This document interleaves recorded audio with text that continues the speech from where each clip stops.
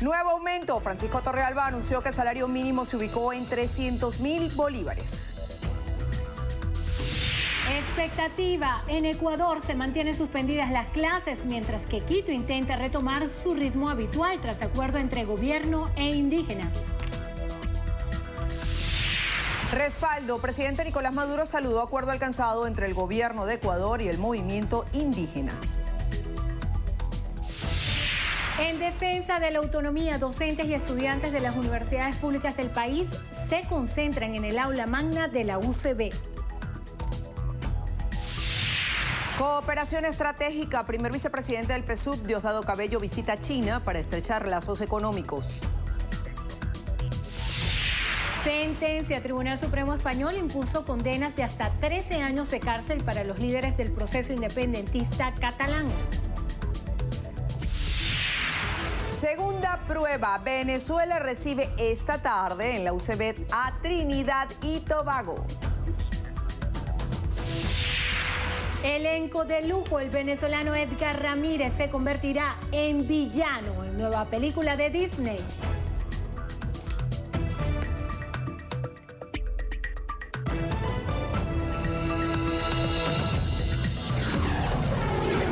Noticiero Venevisión. Información justa y balanceada. Hola, ¿qué tal? Feliz inicio de semana. Bienvenidos a la emisión meridiana de su noticiero Venevisión. Muy buenas tardes, Venezuela. Les saludamos en nombre de todo nuestro equipo, Milagros Zambrano y esta servidora Endrina Yepes. Comenzamos a revisar las informaciones y lo hacemos de inmediato. El presidente de la Comisión de Trabajadores de la Asamblea Nacional Constituyente, Francisco Torrealba, anunció que el ingreso mínimo aumentó a 300.000 bolívares. Mediante su cuenta en Twitter, Torrealba publicó y precisó que el sueldo pasó de 40.000 a 150.000 bolívares y el monto de cesta ticket se estableció en 150.000 bolívares para un sueldo integral de 300.000 bolívares como ingreso mínimo para los trabajadores. Afirmó que en la Gaceta Oficial del día de hoy aparece el anuncio del nuevo ingreso mínimo nacional.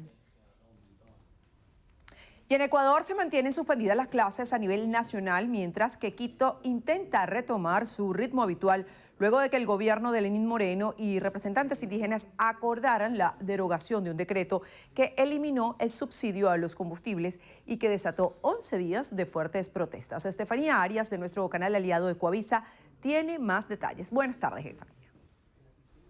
Finalizó el paro de indígenas en Ecuador, esto luego de que el gobierno derogara el decreto 883 que eliminaba el subsidio de combustible de diésel y extra. Pues este acuerdo se llegó en una mesa de diálogo entre la dirigencia indígena y el presidente Lenín Moreno. Una mesa de diálogo que se produjo o que se propuso luego de los desmanes y manifestaciones de 11 días que se habían registrado acá en el país. Los últimos incidentes se registraron en la capital el día sábado, cuando un grupo de vándalos destruyeron e incendiaron la Contraloría General del Estado. También se registraron incidentes en 2 medios de comunicación. Todos estos hechos han dejado a 33 personas detenidas por el delito de terrorismo. En la mesa de diálogo, que finalmente se realizó ayer en la tarde, duró 4 horas, en la que llegaron a un acuerdo y se redactará un nuevo decreto que reemplazará al 883. Con este acuerdo se terminan las movilizaciones y medidas de hecho en todo el Ecuador y nos comprometemos de manera conjunta a restablecer la paz en el país. También la dirigencia indígena pide la renuncia de 2 ministros, sin embargo el gobierno aún no establece o se manifiesta al respecto. Con esto, decirlo a todos los presidentes de las nacionalidades y pueblos del Ecuador, informar a todas nuestras bases que se levanta la medida de hecho en cada uno de nuestros territorios, por la libertad. A todos quienes han participado en este proceso de paz, pues el agradecimiento del presidente de la República. Con relación a los pedidos extras que se puedan hacer, recordemos, sin duda los vamos a considerar, siempre hay que considerarlos, pero no recuerden que son decisión del presidente de la República. Respetémonos cada uno en los espacios que a cada uno le corresponden también. El toque de queda y el estado de excepción se mantienen en el país, así también las clases en escuela y colegios siguen suspendidas. Soy Estefanía Arias desde Ecuador para la Alianza Informativa Latinoamericana.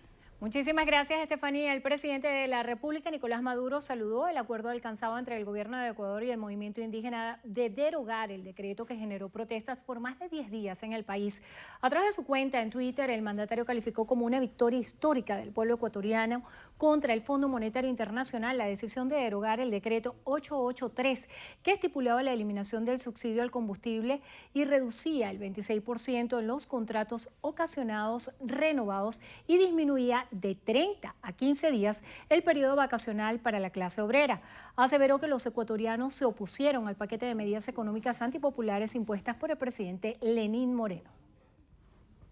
El presidente de la Asociación Venezolana de Exportadores, Ramón Goyo, aseguró que se requiere de la voluntad política de las autoridades para diseñar medidas que permitan impulsar la producción nacional y que las empresas exportadoras administren la totalidad de divisas. Goyo aseveró que estas medidas deben estar comprendidas por las políticas que tienen que ver con el sistema cambiario, la facilitación del paso de mercancía en las fronteras y la digitalización de los procesos. Resaltó que la propuesta de ABEX es que las empresas exportadoras administren 100% de las divisas.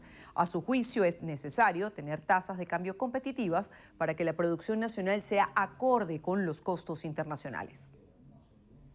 El primer vicepresidente del Partido Socialista Unido de Venezuela, Diosdado Cabello, se encuentra en la República Popular de China con el objetivo de explorar nuevas áreas de cooperación económica bilateral. En su visita al país asiático, Cabello se reunió con el vicegobernador de la provincia de Guangdong, Ooi Weimin, para compartir experiencias en el área productiva y de formación política entre el Partido Comunista de China y el PSUV. Posteriormente visitó la empresa Jiangxi, procesadora y criadora de águilas para alimentos, con el propósito de comprobar qué parte de la materia prima empleada en esta fábrica proviene de América Latina. Asimismo, realizaron un recorrido por una incubadora tecnológica en la ciudad de diseño industrial de Cantón para que los creadores puedan apoyar a pequeñas y grandes empresas. Recordemos que la delegación venezolana arribó el pasado 12 de octubre y fueron recibidos por el director del Buró para América Latina del Departamento Internacional de China, Wang Yulin, con el objetivo de estrechar lazos de cooperación económica en ambas naciones. El ministro de Interior, Justicia y Paz, Mayor General Néstor Reverol, aseguró que el índice delictivo disminuyó 38,5% en todo el país. Y a pesar de todas estas circunstancias, todas las políticas que hemos implementado en los últimos 3 años nos han dado como resultado, fíjense, esta gráfica, cómo nosotros hemos logrado bajar la incidencia delictiva en un 35,8% de los 9 indicadores de criminalidad y violencia, que no lo inventamos nosotros. Esos son los indicadores de criminalidad y violencia internacionales que estudia la Oficina de las Naciones Unidas para el Control de la Droga y el Delito. Y que nosotros nos regimos por esas líneas. Y esos son los 9 indicadores de criminalidad y violencia que estudiamos en el país. Y hemos reducido al 35,8% del homicidio. Menos 3.000 homicidios, 3.114. Se han dejado de cometer este año en comparación al año pasado. 36.000 delitos se han dejado de cometer este año en comparación al año pasado. Y fíjense esta gráfica, cómo se refleja una reducción de la incidencia delictiva de los 24 estados del país. Continua permanente en el redimensionamiento de los cuadrantes de paz y en esta importante misión para garantizar la paz y la seguridad de nuestro pueblo. Muchas gracias a todas, bienvenidos, bienvenidas a esta importante... En España, el Tribunal Supremo condenó a 13 años de prisión al ex vicepresidente de Cataluña, Oriol Junqueras, e impuso penas de hasta 12 años de cárcel a otros 8 procesados tras ser hallados culpables de sedición y malversación en el proceso en el que trataron de alcanzar la independencia de esa región en el año 2017. 3 antiguos consejeros del gobierno catalán fueron sentenciados a 12 años, mientras que sus compañeros Joaquín Forn, Josep Turull, tendrán que cumplir 10 años en prisión. La expresidenta del Parlamento catalán, Carme Forcadell, fue condenada a 11 años y 6 meses de cárcel, al tiempo que los líderes de la asociación independentista, Jordi Sánchez y Jordi Cuixart, fueron condenados a 9 años. Los 9 líderes que ya cumplen prisión preventiva también fueron inhabilitados por el mismo tipo de condena para ejercer cualquier cargo público. Tras conocerse la sentencia, el presidente del gobierno en funciones, Pedro Sánchez, afirmó que el proceso judicial tuvo lugar con plenas garantías y absoluta transparencia. En cambio, el presidente del gobierno catalán, Quim Torra, consideró la sentencia como un acto de venganza y no de justicia y reafirmó que el objetivo de avanzar sin excusas a una república catalana continuará. Seguimos en España, donde el Tribunal Supremo dictó una nueva orden europea de detención y entrega de expresidente catalán independentista Carles Puigdemont, huido a Bélgica y declarado en rebeldía. El juez Pablo Llarena, el instructor de la causa que juzgó a los 9 líderes catalanes, ha pedido la reactivación de la medida por delito de sedición y malversación de fondos públicos. El magistrado ya había retirado en julio del año pasado esa orden de arresto en el exterior después de que Alemania rechazara entregar a Puigdemont por rebelión, que no ha sido contemplado por el Supremo. El ex jefe de la Generalitat, que vive en la ciudad belga de Waterloo, y otros países independentistas catalanes permanecen en el extranjero para evitar la acción judicial española, debido a que sobre todos ellos pesa una orden de detención en España. Amigos, momento de hacer nuestra primera pausa. Al regreso, más información. No se aparten, ya venimos.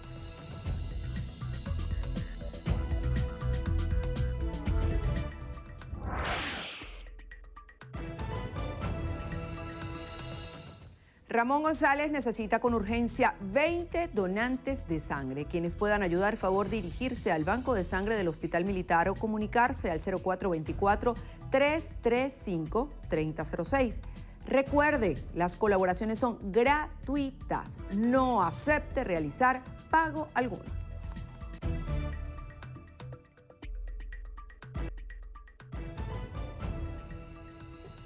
Continuamos en el estado Bolívar. Autoridades de la Universidad Nacional Experimental de Guyana informaron que incidirán en clases el día de hoy, aunque destacaron que no cuentan con todos los recursos que necesitan para el retorno a las aulas. Nuestro compañero Anderson Pérez con los detalles. La rectora de la UNED, María Elena Latuf, dijo que debido a la misma crisis universitaria postergó el comienzo de semestre. En los actuales momentos, la universidad ha presentado dificultades para dar inicio al nuevo semestre, que debía haber empezado el día 30 de julio del año, el día 30 de septiembre del año 2019, de este año. Sin embargo, evaluando las autoridades, inclusive algunos gremios, preferimos extender la fecha de inicio para el día 14 de octubre, buscando, vamos a decir, normalizar algunas situaciones que teníamos en aquel entonces. La rectora de la UNED indicó que el transporte se encuentra suspendido por acondicionamiento. Ahorita tenemos el transporte suspendido porque tenemos un servicio privado de transporte y las rutas internas que se trabajan con las unidades nuestras, pues. Eso está un poco paralizado, no tenemos todas las unidades en condiciones para ponerlas a operar. También le hicieron un llamado a las autoridades policiales para que brinden mayor patrullaje y seguridad en esta casa de estudios. Desde el estado Bolívar, Anderson Pérez, Noticiero Venevisión. El viceministro para la Gestión de Riesgo y Protección Civil, Randy Rodríguez, informó que enviaron 12 toneladas de alimentos e insumos para atender a comunidades indígenas en el estado Zulia afectadas por las lluvias. Rodríguez destacó el despliegue de todo el personal del Sistema Nacional de Riesgo, Protección Civil, bomberos y la Fuerza Armada Nacional Bolivariana para la movilización del segundo lote de insumos al pueblo Yucpa de la cuenca de Toromo en la Sierra de Perijá. puente aéreo con el estado Zulia para atender a nuestra población indígena que fue afectada en la Sierra de Perijá por eventos socionaturales y eventos hidrometeorológicos adversos en días anteriores. Estamos haciendo este segundo envío con más de 12 toneladas de insumos médicos, productos no perecederos, alimentos, medicinas y diferentes pañales para la atención de los niños, mujeres y hombres que están en la población. La dirigencia de Fetrarina manifestó que se necesitan mensualmente 4 barcos de 30.000 toneladas de trigo, esto para abastecer la demanda de la harina panadera y otros derivados. Nuestra compañera Diana Vázquez con la información. Adelante, Diana. Gracias. Buenas tardes para ustedes y para quienes nos sintonizan.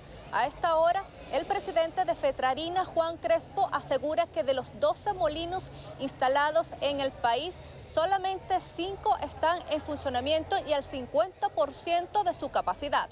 Está llegando trigo ruso y lo que se asignó de trigo ruso son 650.000 toneladas. Si eso lo dividimos entre los 12 molinos, no alcanza para abastecer el mercado nacional que se aspira 4 barcos de 30.000 toneladas mensuales para poder acabar con la escasez y con este gran inconveniente que cada día se hace cola. El presidente de Fetrarina alertó que no solamente el pan de jamón pudiese verse comprometido durante esta temporada decembrina, sino también el tradicional pan canilla.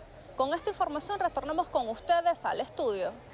Gracias, Diana. El Tribunal Quinto, en funciones de control del Circuito Judicial Penal del Área Metropolitana de Caracas, dictó privativa de libertad contra 4 ciudadanos señalados de ser los autores materiales del homicidio del exgobernador del estado Cojedes, Johnny Llanes Rangel. José Villegas Eminson Vázquez, Néstor Hernández y Brian Velázquez fueron acusados por los delitos de secuestro, incendio, homicidio intencional con alevosía, aprovechamiento de cosas provenientes del delito, ocultamiento de armas de fuego, tráfico de armas y municiones y asociación para delinquir. El tribunal admitió la precalificación de delitos solicitada por el Ministerio Público y ordenó como sitio de reclusión el internado judicial del Rodeo 2 en el estado Miranda. José Miguel Seguela, director de Obras Públicas de Los Alias, denunció que más del 90% de las vías en San Antonio de los Altos estarían afectadas por roturas de tuberías y averías en el sistema de distribución de agua potable. Aseguró que la situación pone en riesgo la ejecución de importantes obras municipales e incluso deja incomunicadas a varias zonas. Alberto Rebeto nos amplía la información. El caso más reciente fue la ruptura de una tubería de 36 pulgadas que interrumpió el tránsito vehicular en la vía principal del sitio, en el casco central del pueblo de San Antonio de los Altos. Lamentablemente, nuevamente Hidrocapital nos vuelve a dañar otra vía, generando no solamente daño en la vialidad, sino también un riesgo desde el punto de vista personal para las personas que están siendo afectadas en este sitio. Lamentablemente en el municipio tenemos la avenida perimetral, que sufrió un daño después de que se habían realizado las reparaciones en la alcantarilla que atraviesa a la altura de la urbanización Los Castores y La Arboleda. Asimismo, se conoció que aunque la situación no ameritó el corte del suministro de agua al municipio, sí afectó la distribución del vital líquido en sectores altos de Los Alias. Hoy día en algunos sectores presencia de agua de Hidrocapital, pero la falta de presión ha hecho pues que en algunos sectores altos del municipio no haya llegado el líquido pues con la presión necesaria para llenar sus tanques. Así que esperamos pues que estas reparaciones permitan que haya presión suficiente para que el agua llegue a todos los sectores de este municipio. En otro caso, varias viviendas y la vía principal del sector La Candelaria podrían colapsar producto del socavamiento del terreno por filtraciones de agua. Desde San Antonio de los Altos, de Altos Visión, Alberto Rebeto, Noticiero Venevisión. Amigos, momento de hacer una nueva pausa. A regreso tenemos más información, así que quédense allí que ya venimos.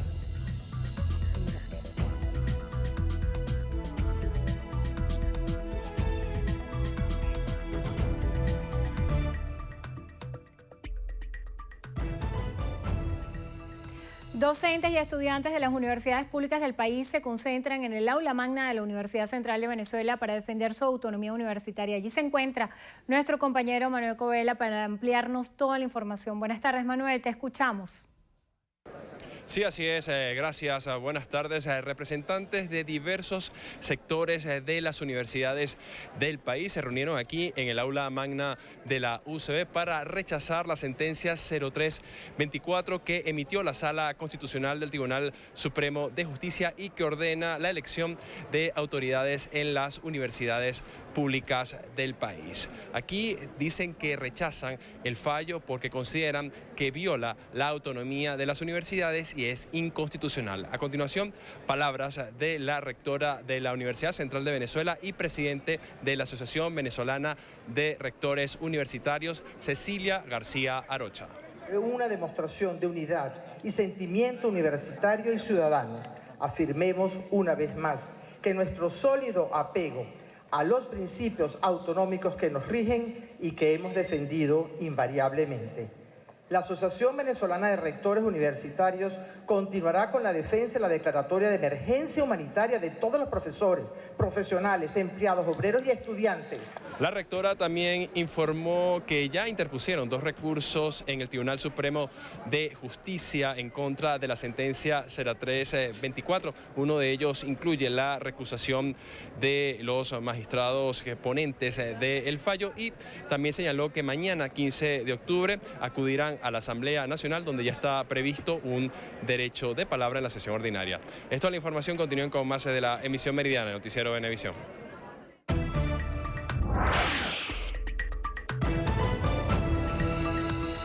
De inmediato pasamos a revisar las noticias internacionales en lo que pasa en el mundo en Drina y lo hacemos en Argentina.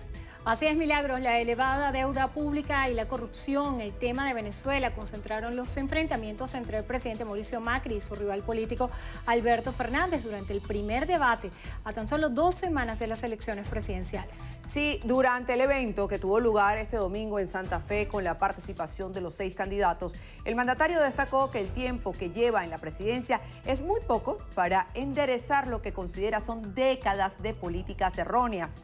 El siguiente encuentro entre los aspirantes será el próximo domingo en Buenos Aires. En Japón, miles de efectivos continuaron este lunes con las labores de búsqueda y rescate de supervivientes tras el paso del poderoso tifón Hagibis, que ha causado más de 50 muertos en importantes inundaciones en ese país. Sin embargo, las labores de salvamento se han visto dificultadas por la lluvia pronosticada para todo el día en zonas más afectadas. Al menos una decena de personas están desaparecidas y más de 200 resultaron heridas por el 19º tifón de la temporada en el Pacífico, que dejó precipitaciones récord el fin de semana. El presidente de China, Xi Jinping, lanzó una fuerte advertencia desde Nepal al asegurar que quien intente actividades separatistas en cualquier parte de su país acabará con el cuerpo aplastado y los huesos rotos, según publicó la edición digital del rotativo estatal Diario del Pueblo. Sí, realizó estas declaraciones cuando se cumplen 19 semanas del inicio de las manifestaciones prodemocráticas en Hong Kong, las cuales en Pekín percibe como alentadas por fuerzas extranjeras. Los ministros de Exteriores de la Unión Europea enviaron una advertencia a Nicaragua al adoptar un marco legal que le permitirá imponer sanciones selectivas si se continúa degradando la crisis sociopolítica que ha dejado cientos de muertos. El bloque comunitario dejó claro que cualquiera de estas medidas restrictivas es específica hacia personas y entidades responsables de violaciones o abusos de derechos humanos o de represión a la sociedad civil y la oposición fueron concebidas para no perjudicar a la población nicaragüense. Y en Haití, miles de personas salieron este domingo de forma pacífica a las calles de Puerto Príncipe para exigir la renuncia del presidente Jovenel Moïse en una protesta convocada por cantantes. La manifestación fue la más multitudinaria de las que se ha celebrado desde el inicio del movimiento antigubernamental el pasado 16 de septiembre. El detonante de las manifestaciones es el desabastecimiento del combustible que comenzó en agosto pasado, sumándose al desempleo, la inflación y la creciente inseguridad en la capital. En Reino Unido, el proyecto de ley del Brexit y un nuevo sistema de inmigración que sustituya a la actual libertad de movimiento de los comunitarios entraron este lunes el llamado discurso de la reina sobre las prioridades del gobierno británico. La reina Isabel II leyó desde el trono de la Cámara de los Lores del programa del Ejecutivo de Boris Johnson, que incluye el compromiso de que Reino Unido salga del bloque europeo el próximo 31 de octubre. Y la Real Academia de las Ciencias de Suecia galardonó al indio Abhijit Benjere, a la francesa Esther Duflo y al estadounidense Michael Kremer con el Premio Nobel de Economía 2019. Los ganadores han introducido nuevas aproximaciones para buscar mejores caminos para luchar contra la pobreza global, concentrándose en aspectos concretos y manejables para mejorar la salud infantil o la educación. A mediados de los 90, Kremer y sus colegas utilizaron experiencias de campo para evaluar una serie de intervenciones que pudieron mejorar los resultados escolares en el oeste de Kenia. Y cerramos en el Vaticano, donde el Papa Francisco elevó a los altares a la religiosa brasileña Irma Dulce, conocida como Madre Teresa de Calcuta de Brasil, siendo la primera mujer nacida en el país suramericano en ser declarada santa. La religiosa, quien ha tenido el tercer proceso de canonización más rápido de la historia, entregó su vida a los enfermos y a los más necesitados y fundó en su natal Bahía varios hospitales de caridad y un sistema de apoyo social que dirigió hasta su muerte en 1992 a la edad de 77 años. Y ahora continuamos con más información porque los vibrantes arrecifes de Hawái son el hogar de increíbles poblaciones de corales y peces que están bajo un creciente estrés y peligro debido a un pico en las temperaturas cercanas al océano. Una ola de calor submarina similar dañó el arrecife hace 4 años. Henry Llanos, de La Voz de América, nos cuenta más. Datos de colores brillantes muestran los arrecifes de Hawái en problemas. Los colores más brillantes significan agua más caliente. Es más probable que el agua más caliente dañe el coral al blanquear. Los arrecifes todavía se están recuperando de una ola de calor del océano hace 4 años. Los científicos están estudiando el ecosistema mientras buscan formas de preservarlo para las generaciones futuras. Cada inmersión es solo una pequeña muestra de lo que está sucediendo. Entonces, lo que es realmente importante aquí es que estamos tomando estas mediciones, conectándolas a los datos de nuestra aeronave y luego volviéndolas a conectar a los datos del satélite y obtener la verdad sobre lo que está sucediendo aquí. Los arrecifes de coral de Hawái son críticos, dicen los expertos. No solo atraen a los turistas que impulsan la economía, sino que los arrecifes ayudan a proteger las playas e instalaciones de Hawái de las olas de tormenta e inundaciones. Los corales proporcionan hábitat para los peces, y estos son peces que son importantes para las funciones del ecosistema. Son peces que son el sustento de la población local y, por supuesto, nuestra economía. Los científicos dicen que sin medidas para reducir los gases de efecto invernadero, el blanqueamiento podría convertirse en un evento anual para fines de siglo. Henry Llanos, Voz de América. Amigos, hacemos una nueva pausa. A regreso volvemos con información deportiva con el cumpleañero Gregorio Rojas, que ya está por aquí en el estudio. Ya venimos. En minutos las notas deportivas, no se aparten, ya venimos.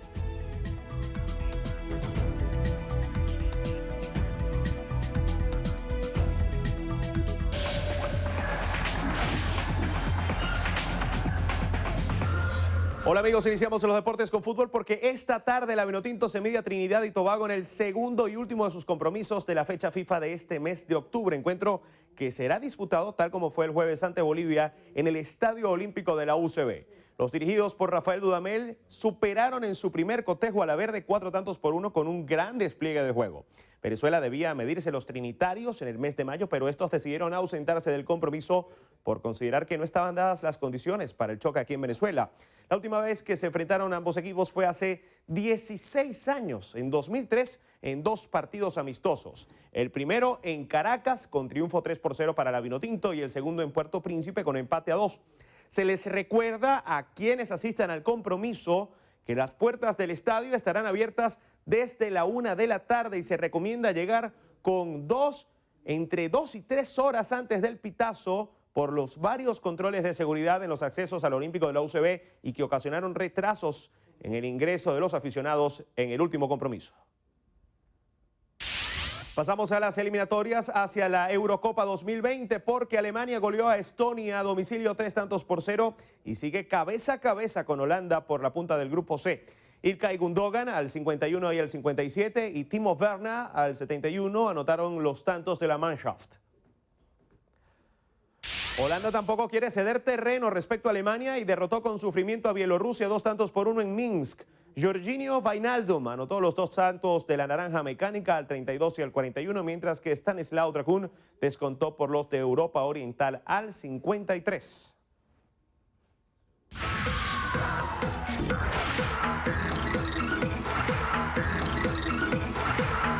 Amigos, comenzamos las noticias de Estrenos y Estrellas con nuestro querido Edgar Ramírez, quien compartió un nuevo proyecto cinematográfico. El venezolano fue tendencia en las redes sociales luego de publicar en sus cuentas el primer adelanto de Jungle Cruise, una nueva producción de Disney en la que participa como uno de los villanos. Edgar está compartiendo elenco con estrellas de Hollywood como Jan Johnson y Emily Blunt. La historia hablará sobre una expedición por el Amazonas a principios del siglo XX, en la que 2 hermanos buscan un árbol que se dice tiene propiedades curativas. Sin embargo, en el camino se toparán con una expedición rival alemana.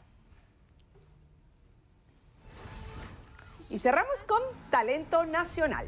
Los artistas del momento se reunieron para reconocer a los más destacados del año en la industria nacional con los premios Pepsi. Nuestra compañera Bárbara Crespo estuvo presente y nos cuenta todos los detalles. Bárbara. Los premios de la música celebran su 7ª edición y hoy yo les tengo todos los detalles desde la alfombra azul. El aula magna de la Universidad Central de Venezuela se desbordó de talento nacional y fanáticos de la música en el show de la 7ª edición de los premios Pepsi Music. Se entregaron 26 reconocimientos que engrandecen el trabajo de la industria musical venezolana. Este año vimos cómo traer gente, traer espectadores para esta sala y creo que es una fórmula ganadora. Desde que llegamos a la alfombra azul podemos ver personajes bajándose a su carro, con todo el público viendo, celebrando la música bien hecha en Venezuela. Ganamos tema alternativo del año y estamos súper felices. Para nosotros esto representa un año de mucho trabajo duro. Al final de mi larga carrera artística voy a ser, premiado una vez más gracias a los aplausos de Venezuela. Emocionadísima con estos 2 premios por 2º año consecutivo, video de música llanera y este año disco femenino del año. No te imaginas el honor que eso significa. Estamos agradecidos con todos los que votan, con toda la organización de los premios, felices porque es la valoración, el aplauso a la música que hacemos desde hace muchos años, ustedes lo saben. Este grupo comenzó en el 62 a hacer música y este premio es muy especial porque es el premio a un disco que quisimos hacer de gaita tradicional, sin peligro de extinción. No ve cómo el talento nacional colabora para construir una experiencia mágica para la gente. Muy orgulloso y muy feliz y un gran saludo a Venevisión. Y bueno, aquí vamos para adelante. Tengo 80 años, pero estoy activo, varios proyectos y todo. Al año que viene venimos con todo. Ahora en esta 7ª edición estamos con los premios Pepsi, 3 nominaciones, artista urbano, tema urbano y artista revelación. Y aparte vamos a hacer un performance que es algo totalmente distinto a lo que venimos haciendo. Vamos a estar estrenando un tema. Aprovechar y agradecerles por seguir apostando por lo de Venezuela año tras año. Sé que cada año es más difícil, pero bueno, aquí estamos para presenciar lo mejor de la música de nuestro país y para disfrutar. Mucha energía, mucha adrenalina, muchísima admiración por todas las personas que están acá. Y bueno, nada, me toca la difícil responsabilidad de poder cerrar estos premios, así que estoy ya ansioso de poder hacerlo. Sin duda en nuestro país lo que hay es talento de sobra. Yo soy Bárbara Crespo para Estrenos y Estrellas. Bueno, así es, en Venezuela lo que sobra es talento. Así es, felicidades a todos los ganadores de los premios Pepsi Music. Y al regreso, entrevista a Venevisión, estará conversando con Endrina Luis Romero, el secretario general de Avanzada Progresista. Ya venimos.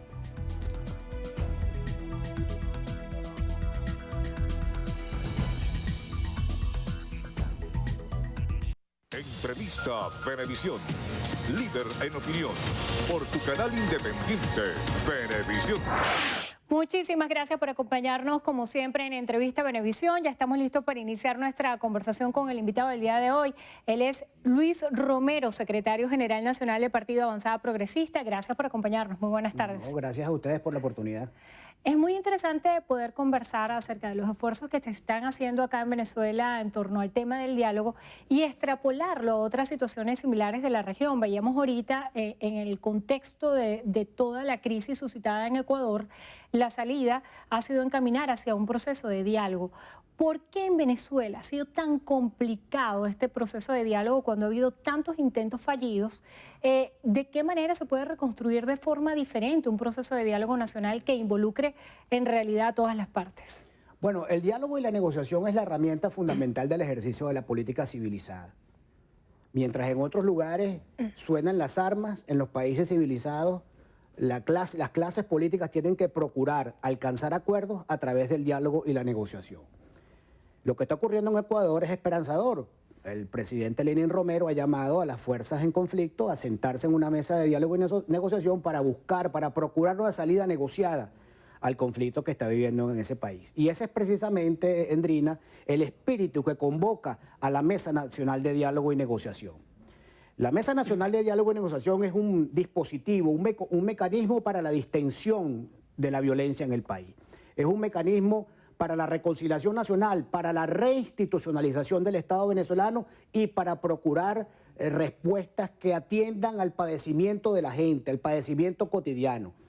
Es decir, la Mesa Nacional de Diálogo procura trabajar a dos niveles, al nivel político. Por ejemplo, en el caso de la reincorporación de los diputados del PSV en la Asamblea Nacional, apunta certeramente a devolverle a la Asamblea Nacional el músculo institucional que le permita constituirse en el espacio en donde deba discutirse, como ocurre en los países civilizados, entre oposición y gobierno, donde puedan discutirse los problemas nacionales. Y por otro lado, es un espacio también, me refiero a la mesa, en donde se están discutiendo propuestas como, por ejemplo, el programa de petróleo por alimentos, que es un programa que ya ha sido puesto en práctica por las Naciones Unidas durante la guerra de Irak y que permitiría atender rápidamente el padecimiento de la gente en cuanto a la escasez de medicinas, de alimentos o a las refacciones que, como por ejemplo, requiere el Sistema Nacional de Energía Eléctrica. Es decir, ¿cómo resolvemos el problema de los apagones en el Zulia? Bueno, trayendo desde afuera las herramientas, los repuestos que permitan hacer las refacciones necesarias. Y eso no se logra si no logramos una medida de excepción, si no construimos un mecanismo que permita una medida de excepción por aquellos países que en este momento han impuesto una serie de medidas y bloqueos y sanciones al país. Romero, es ya un poco lugar común pensar en lo que los detractores del proceso de diálogo dicen. De alguna manera acusan a este sector de la oposición en el cual ustedes están representados en esta mesa de ser colaboracionistas, de hacer que el gobierno gane tiempo. ¿Cómo combatir estas matrices de opinión y de alguna manera dar resultados concretos? Y otro aspecto también interesante es que usted habla de la naturaleza de la Asamblea Nacional como escenario natural para el debate, pero ya estamos viendo declaraciones, por ejemplo, del presidente Nicolás Maduro, que ya están alistados para poder emprender una nueva campaña electoral para elegir un nuevo parlamento. Entonces, ese proceso de acuerdos no se suscitaría con el parlamento actual, sino con el parlamento que se va a elegir en unos meses. ¿Cómo se vislumbran todos estos escenarios? Bueno, fíjate, nosotros desde Avanzada Progresista hemos mantenido una posición coherente, sistemática, en cuanto a que el camino a la solución del conflicto en Venezuela tiene que ser a través de la vía de una negociación política que conduzca a un proceso electoral. Ahora bien, cuando nosotros planteamos en la Mesa Nacional de Diálogo la reincorporación de los diputados del PSV, ¿qué perseguíamos? ¿O qué perseguimos? ¿Qué buscamos? Bueno, entre otras cosas, que en esa Asamblea Nacional se produzcan los acuerdos entre diputados de oposición y gobierno para que se elija un nuevo Consejo Nacional Electoral, que es un requisito, a nuestro juicio, fundamental para que podamos transitar el camino electoral, bien sea parlamentarias o bien sea elecciones generales. Más allá de eso, es indispensable para la reconquista en la confianza del voto que haya un árbitro imparcial.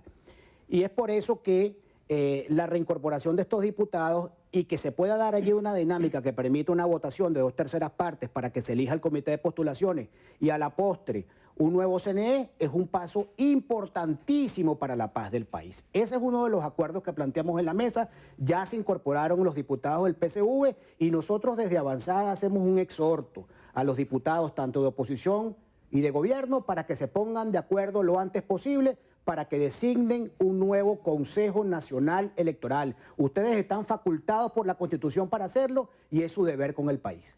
¿De aquí a diciembre usted considera que pudiera estar listo ese nuevo Consejo Nacional Electoral? ¿Cuáles deberían ser los criterios para, por ejemplo, tener personas imparciales y que cumplan los preceptos que debería tener un rector del CNE? Bueno, eso está establecido en la Constitución y en la Ley Orgánica de Procesos Electorales. La Asamblea Nacional está facultada plenamente para designar un comité de postulaciones que es el que convoca para que los venezolanos se postulen.